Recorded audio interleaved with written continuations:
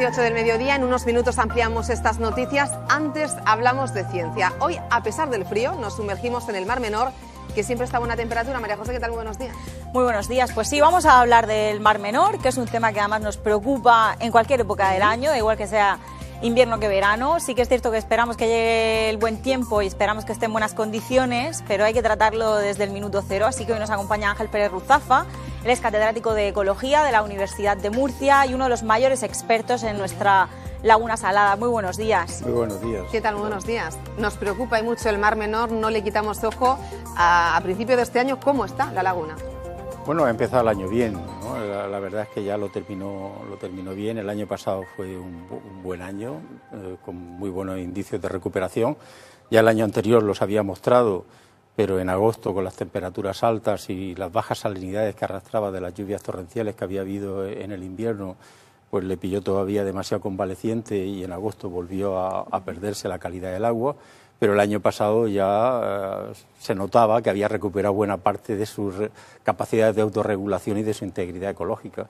De manera que el proceso, como ya esperábamos los que trabajamos en lagunas costeras, más rápido de lo que uno podría pensarse y que suele ser habitual en la recuperación de los ecosistemas, pero aún llevará tiempo consolidarse, ¿no? Las lagunas costeras son muy dinámicas y el hecho de que casi la mitad de sus especies, ¿no?, colonicen cada año la laguna hace que, como a ellas les importa poco lo que hubiera pasado el año anterior, si se lo encuentran en buenas condiciones, si no se ha roto el sistema y las que son permanentes no se han deteriorado más de la cuenta, pues el sistema se puede recuperar.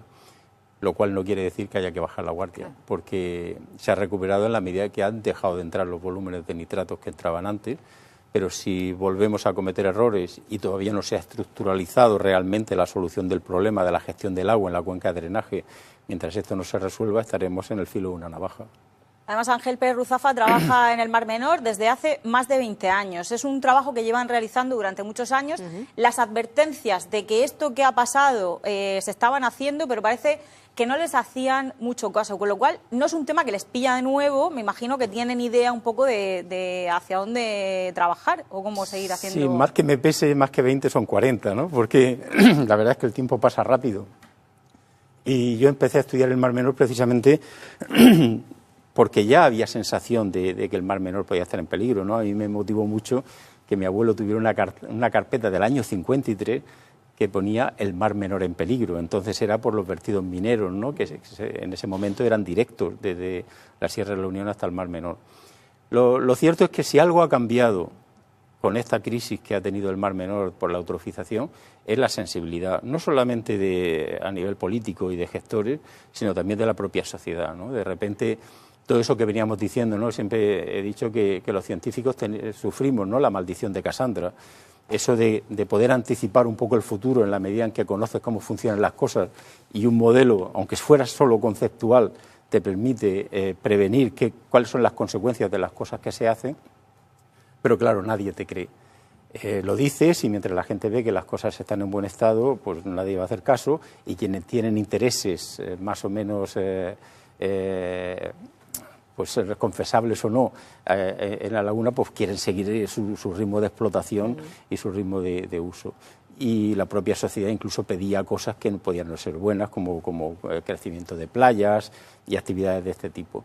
Claro, ahora, por primera vez, existe la sensación de que las cosas hay que hacerlas bien, que no todo vale, que se pueden hacer cosas, y a veces el riesgo es el contrario, el pasar a la pancarta y que impide hacer cosas bien hechas, ¿no? Lo interesante es conocer cómo son los procesos y poder hacer las cosas que se pueden hacer y no hacer en ningún caso las que no se pueden hacer. E incluso las que se pueden hacer, pues saber cuándo y cómo hay que hacerlas para que sean efectivas. Y esa sensibilidad ha cambiado y ahora la verdad es que tanto a nivel social como a nivel de gestión, de político, pues te escuchan. Por lo menos antes de hacer algo preguntan y el comité científico, con sus más y sus menos, es un órgano muy útil porque permite plantear los problemas y analizar las soluciones, aunque luego la decisión tiene que ser siempre política y integrando toda la información. Está en manos de las explotaciones, ¿no?, que esos nitratos no lleguen de nuevo al Mar Menor, pero también de alguna manera está en nuestras manos, en la mano del usuario, la mejoría de la laguna, ¿o no? La mejoría de la laguna está en manos de todos, porque todos jugamos un papel, incluso los medios de comunicación, transmitiendo la realidad, o sea, ni ahondando en la catástrofe, ni maquillando una realidad que puede ser dura. Claro. Es decir, de lo que se trata es de encontrar la verdad y en base a la verdad y a los datos y al conocimiento tomar decisiones y en cada momento hacer lo que es bueno. Claro, eso pasa por los usuarios que no demanden lo que no sería bueno, por los que tienen una formación más o menos técnica pero no especializada, que de repente proponen soluciones muy ingenieriles pero desastrosas, como dragar canales, cosas por el estilo que hubieran sido un auténtico desastre. Y luego está el nivel científico, que tiene que hilar muy fino en los diagnósticos, en los datos que se necesitan, en la valoración de esos datos para que los diagnósticos sean correctos y las soluciones que se propongan sean acertadas.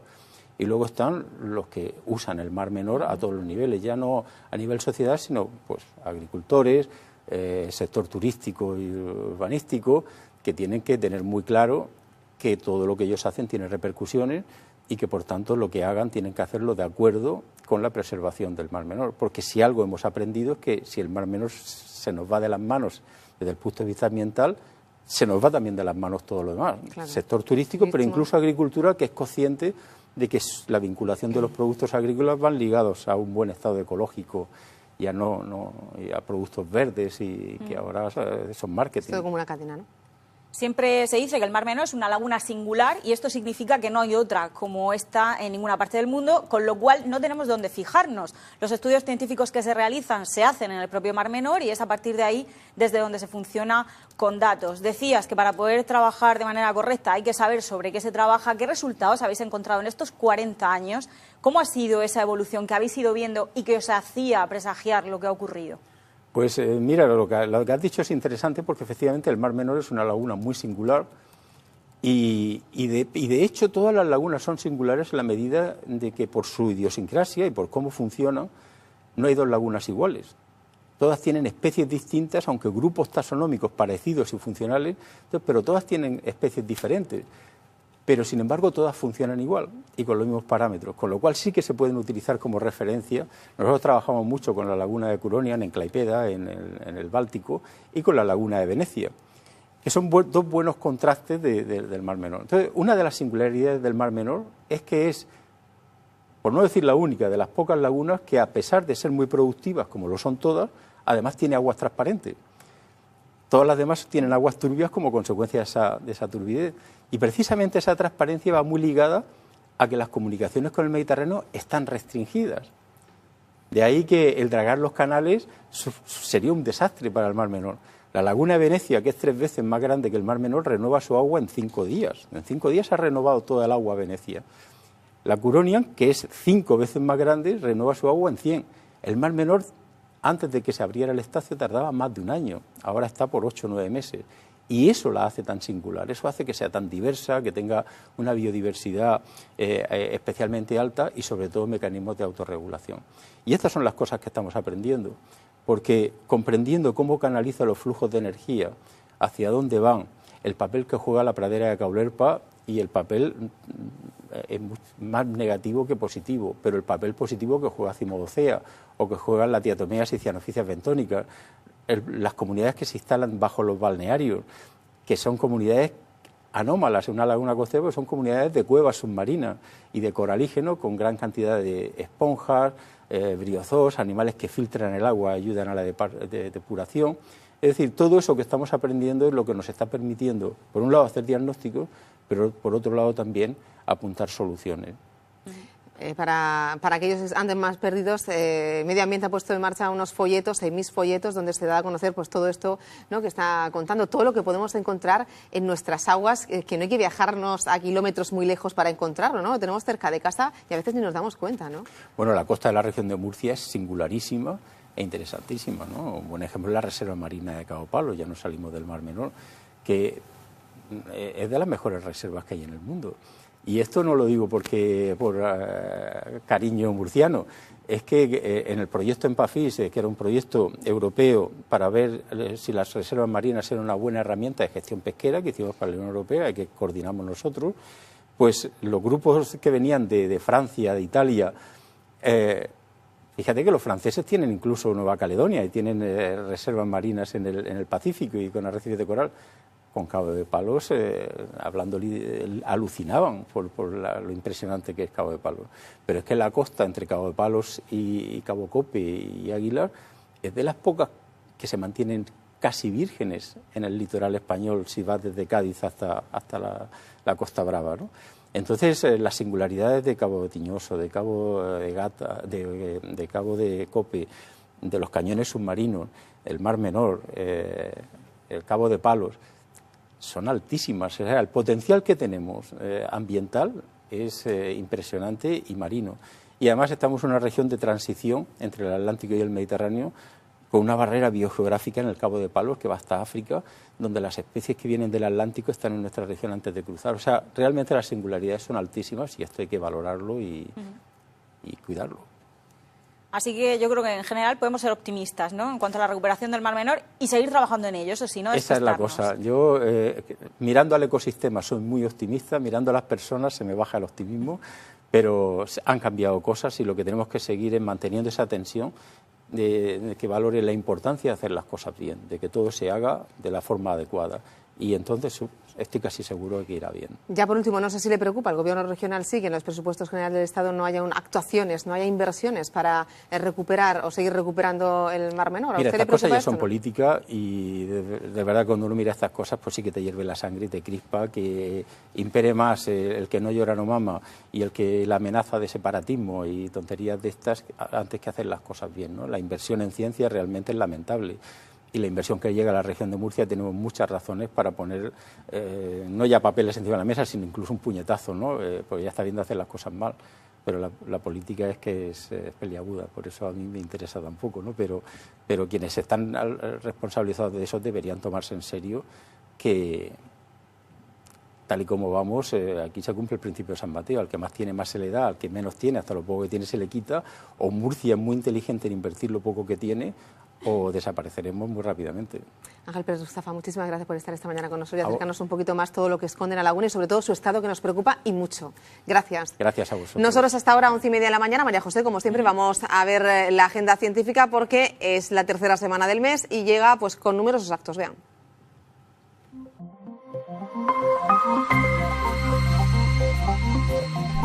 Tercera semana del mes cargada de actos donde la ciencia vuelve a ser la protagonista. Hasta el 31 de marzo en el Museo de la Ciencia y el Agua de Murcia se puede disfrutar de la exposición Houdini, las leyes del asombro. La muestra está dedicada al famoso escapista. Podrán comprobar de primera mano qué surge de la fusión entre el ilusionismo y las explicaciones científicas. El jueves 17 a las 7:30 de la tarde, dentro del marco del 6º Máster de Responsabilidad Social Corporativa, se va a impartir la ponencia Diálogo y Gestión de Grupos de Interés, a cargo de Pilar Barcels, directora de Recursos Humanos de EFAME. Ese mismo día, pero a las 9 menos cuarto, en el Paraninfo de la Universidad de Murcia, tendrá lugar la conferencia inaugural del ciclo Una educación para el siglo XXI. Arranca con la charla Educación, Jueces y Constitución, una cuestión interpretativa o ideológica. Será impartida por Antonio Viñao Frago, profesor honorario de Teoría e Historia de la Educación de la Universidad de Murcia. Del 18 de febrero al 29 de marzo tendrá lugar el curso de iniciación a la astronomía, organizado por la Asociación Astronómica de Cartagena y el Vicerrectorado de Estudiantes y Extensión Universitaria de la UPCT en colaboración con el Ayuntamiento de Cartagena. El sábado 19 se podrá disfrutar la conferencia Maldita Ciencia, divulgación científica para que no nos la cuelen. La ofrecerá Rocío Pérez, coordinadora de la plataforma Maldita Ciencia, que lucha contra los bulos y las fake news que se expanden por Internet. Será en el Museo de la Ciencia y el Agua. Y todos los sábados y domingos a las 12 del mediodía en el Museo de la Ciencia y el Agua de Murcia se celebra una sesión del Planetario Infantil.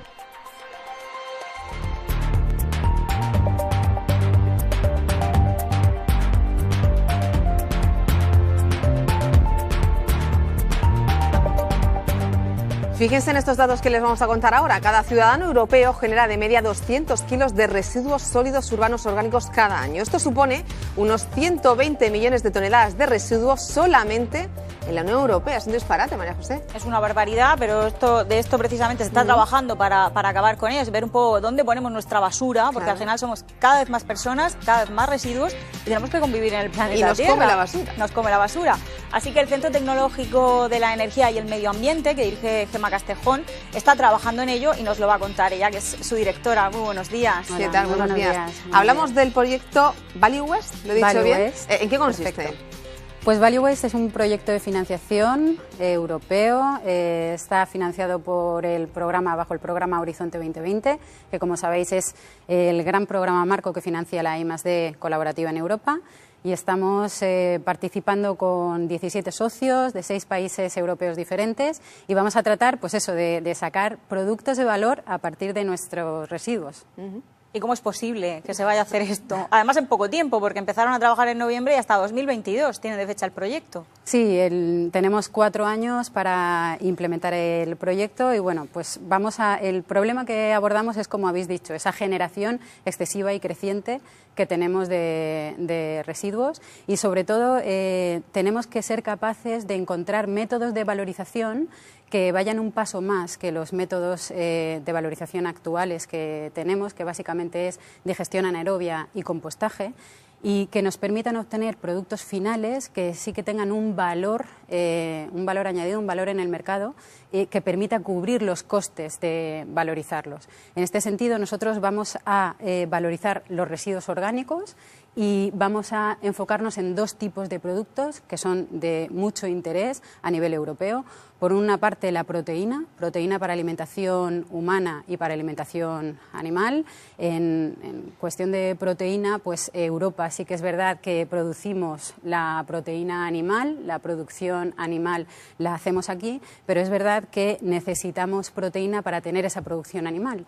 Ahora mismo la fuente de proteína principal es la soja y nuestra autosuficiencia en soja es de un 3%. Entonces, es necesario encontrar fuentes alternativas de proteína también para alimentación humana, porque si pensamos, estamos en un mundo que espera estar habitado en el año 2030 por 10 billones de personas. Entonces, pensar cómo y de dónde obtener nutrientes y encontrar nuevas fuentes de proteína, pues no es nada descabellado y no es ninguna tontería.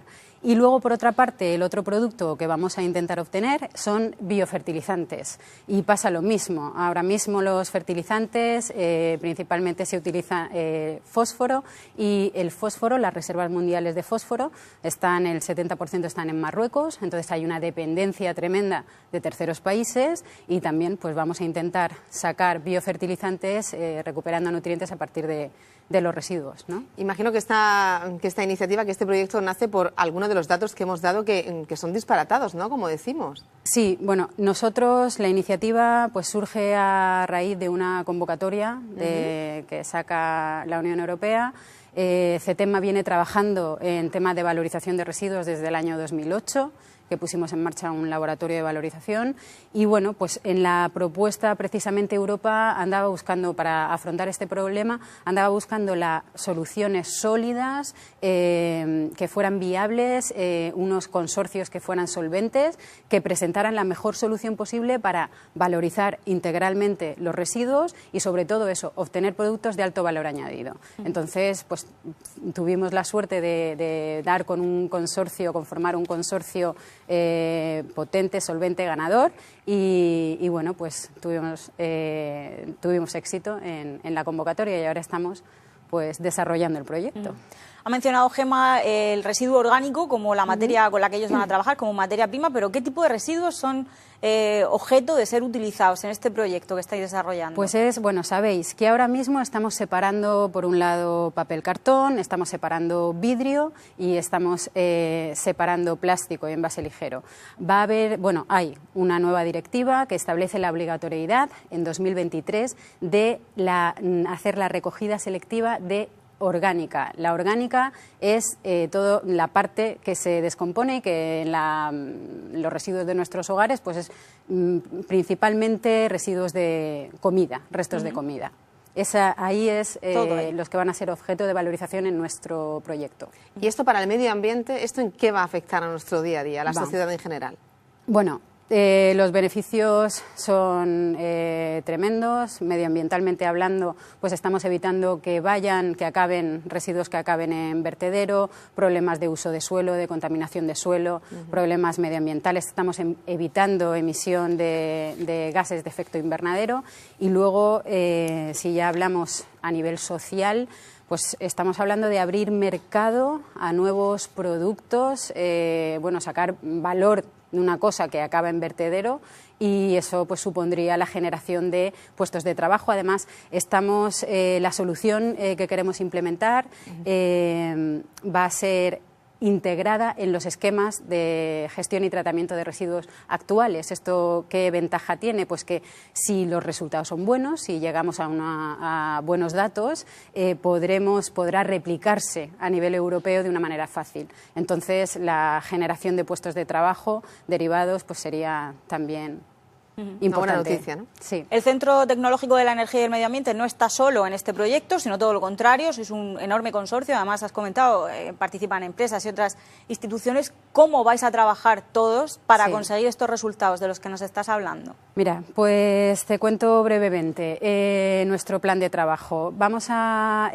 implementar una experiencia piloto de recogida selectiva que va a ser en la ciudad de Murcia. En este sentido, pues Murcia se va a situar un poco a la cabeza como ciudad europea modelo. Es verdad que tenemos en Europa las ciudades del norte de Europa que son, pues van un pasito más adelante en lo que es gestión, tratamiento y aprovechamiento de residuos. De hecho, en nuestro consorcio contamos con la Municipalidad de Kalundborg, en Dinamarca, que ellos también vamos a tener la oportunidad de aprender de cómo hacen las cosas allí.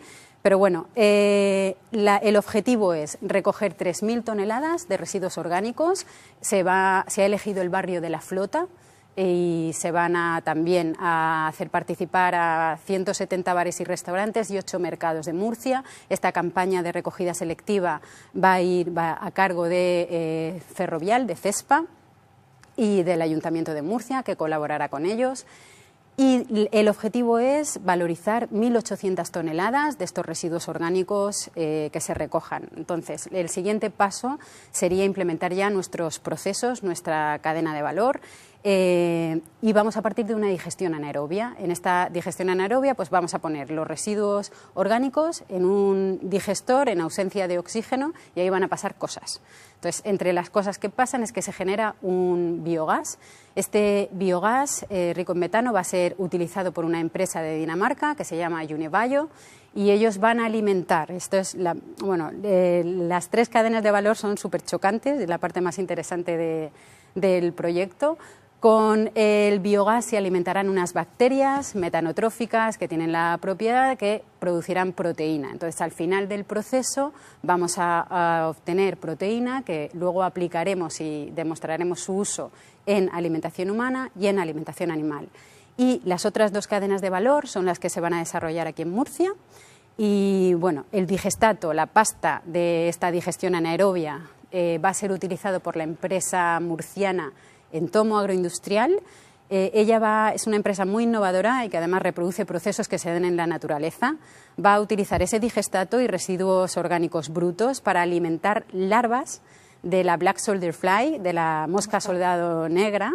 Y bueno, también van a producir proteína y al final del proceso tendremos un polvo de proteína que también aplicaremos a alimentación humana y a alimentación animal. Y por último, la parte líquida de esa digestión anaerobia será utilizada por otras 2 empresas, Nuresis y Ecobalance, para recuperar nutrientes y producir biofertilizantes. Bueno, el proyecto promete 10 millones de euros, ¿no? ¿Tienen de presupuesto? Sí, 10 millones de euros de presupuesto total, 8.300.000 euros que aporta la Unión Europea, que además está monitorizando y está ávida de tener resultados, porque bueno, pues de esta manera ellos podrán saber establecer futuras estrategias, cambiar legislación, que es un poco lo interesante, ¿no?, de la investigación, ¿no?, que se pueden aportar datos que luego sirvan para desarrollar pues futura legislación o futuras estrategias. Y es Estaremos muy pendientes. Gemma Castejo, muchísimas gracias por acercarnos a este proyecto tan interesante que se realiza aquí en la región de Murcia. Un placer. Gracias a vosotras. Y nosotros ahora vamos a hablar de unos datos que también nos asustan, porque dicen que el 80% de los hombres y el 55% de las mujeres en España tendrán obesidad en 2030, o sea, nada, dentro de poco, María José. Pues sí, este es un estudio científico que yo quería traer esta mañana aquí porque nos toca a todos muy de cerca, todos conocemos a alguien que tiene sobrepeso o además sabemos lo difícil que es comer sin engordar, no es una cosa que nos afecta... Y conforme van pasando los años, más todavía. Exactamente, además nos afecta directamente y hay que decir que la obesidad no solamente es una cuestión de estética, todo lo que tiene que ver con el sobrepeso está relacionado con nuestra salud, la obesidad está directamente relacionada con enfermedades cardiovasculares, que es la primera causa de muerte en el mundo, está relacionada con el cáncer, está relacionada con la diabetes, con lo cual mantener unos niveles de peso estables y dentro de lo normal o de lo que puede ser un peso bueno para nuestra salud es más importante de lo que parece. Además, pues se sabe que esto afecta directamente al sistema de salud, que parece que lo que no nos toca el bolsillo no nos duele, aunque sea nuestra salud la que esté en peligro, parece que si no tenemos que pagar por algo no nos termina de doler. Y hay que decir que los problemas de obesidad pueden llevar a un gasto, pues si nos llegamos a estas cifras en 2030, a que suponga un gasto para las huchas del Estado de más de 2.000 millones de euros. Entonces, son temas que nos afectan a la salud, que nos afectan al bolsillo y que está en nuestra mano poder controlarlos. Así que esas cifras, pues es interesante que se conozcan y que tengamos en cuenta todo lo que podemos hacer. Además, precisamente hoy, la revista The Lancet publica un artículo en el que recomienda cambiar un poquito la dieta. A nivel mundial, habla el artículo de Lancet, sería recomendable comer más frutas y verduras, reducir el consumo de carne roja, reducir el consumo de azúcares añadidos, el consumo de productos procesados, todos ellos relacionados con la obesidad, pero es más, el artículo de Lancet dice que esto no solamente va a ayudar a nuestra salud, sino que va a ayudar también al medio ambiente, a cómo todo está cuidamos. relacionado. Con lo cual, todo está relacionado y en este programa de hoy, en el que hemos hablado tanto de medio ambiente, pues no sobraba decir que también con nuestra alimentación podemos ayudar a cuidar un poquito este sitio en el que tenemos que vivir muchos años y que le tenemos que dejar a los que vienen detrás. Desde luego, y también hacer más deporte, apuntamos a todo eso. Por María José, supuesto. muchísimas gracias, ya sí que nos vemos el martes, que viene como suele ser habitual. Sí. Muchas gracias y feliz fin de semana. Gracias.